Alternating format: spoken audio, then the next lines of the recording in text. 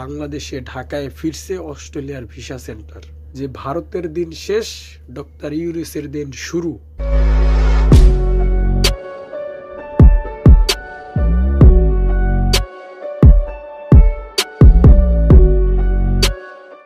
আসসালামু আলাইকুম, আশা করি সকলে ভালো আছেন প্রবাসী ভাইরা।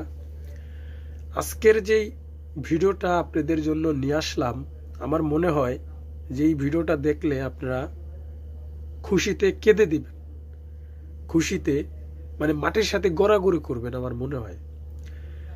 বন্ধুরা, আমি প্রবাস থেকে আপনাদের ছোট ভাই খলিল কাতার দোহা থেকে আজকে আপনাদের জন্য নতুন একটা আপডেট নিয়ে আসলাম। তো এই পর্যন্ত আমার সাথে থাকবেন। যারা এখনই আমার ইউটিউব চ্যানেলটি সাবস্ক্রাইব করেনি তারা করে দেন, আর যারা করেছেন তাদেরকে অসংখ্য ধন্যবাদ। বাংলাদেশ থেকে আমরা কিন্তু গত কয়েক বছর হবে যে ইউরোপ দেশের ভিসা লাগাইতে পারি না বা যেতে পারি না। হয়তো কয়েকটা দেশ হবে, দুই একটা দেশ, কিন্তু ইউরোপের তো বহু দেশ আছে আমরা ভিসা লাগাইতে পারি না, যাইতে পারি না। কেন? কারণ আমাদের বাংলাদেশ থেকে ভিসা লাগানোর কোনো জায়গা নাই। আমাদেরকে কই যেতে হতো, সেটা হচ্ছে ইন্ডিয়ার সেই দাদাবাবুদের নয়াদিল্লির কাছে যাইতে হইতো, নাকি দিল্লিতে যাইয়া আমরা ইউরোপ দেশের ভিসা লাগাইতাম, ঠিক আছে। আর এখান থেকে দাদাবাবুরা আমাদের বাংলাদেশ থেকে হাজার হাজার lakh lakh million million dollar কামাই করে নিয়ে যেত, তাই না? বর্তমানে বাংলাদেশেই ইউরোপের ভিসা সেন্টার খুলবে অস্ট্রেলিয়া, এবং ইউরোপের সকল দেশ যেগুলা বাংলাদেশ থেকে সরায়া নিয়ে গেছিল ভারতে, সেই এম্বাসিগুলা বর্তমানে বাংলাদেশে চলে আসবে, ঠিক আছে। এক কথায় বলতে গেলে যে ভারতের দিন শেষ, ডক্টর ইউনূসের দিন শুরু। ডক্টর ইউনূসের দিন শুরু। আপনারা জানেন যে বাংলাদেশে ভর করে থাকতো, বাংলাদেশ ভর করে থাকতো ভারতের উপরে, ঠিক আছে। কিন্তু এখন ভারত ভর করবে বাংলাদেশের উপর, আমার মনে হয়, আশা করা যায় সামনে। কারণ গত কয়েকদিন হবে অস্ট্রেলিয়ায় একটা নিউজ দিছে, যে এখানে দেখতে পাচ্ছেন যে বাংলাদেশে ঢাকায় ফিরছে অস্ট্রেলিয়ার ভিসা সেন্টার।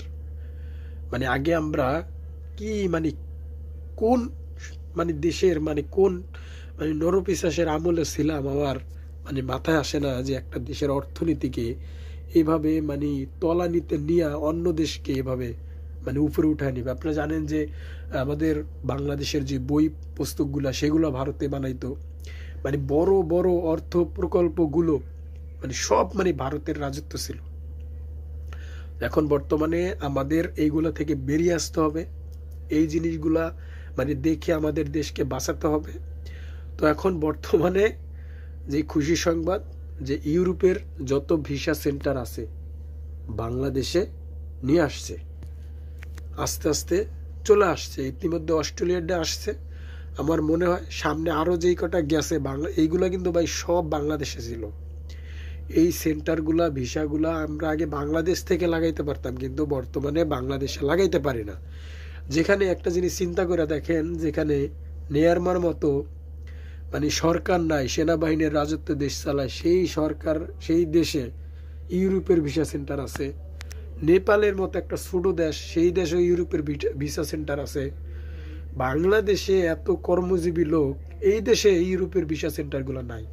তার স্বৈরাচার সরকার চায় নাই যে বাংলাদেশ থেকে ইউরোপে যে বাংলাদেশটাকে আরো উচ্চতর মানের লেভেলে নিয়ে যাওক, এটা সে কখনোই চায় না। সে চাইছে যে বাংলাদেশ থেকে ভারতে এই সেন্টারগুলো নিয়ে, যাতে ভারতকে আরো উপরে নিয়ে যায়, আরো যাতে তাকে ক্ষমতায় রাখতে পারে ভারত। সেই জন্য দেশের অর্থনীতিকে তলানিতে নিয়ে ভারতকে সহযোগিতা করছে।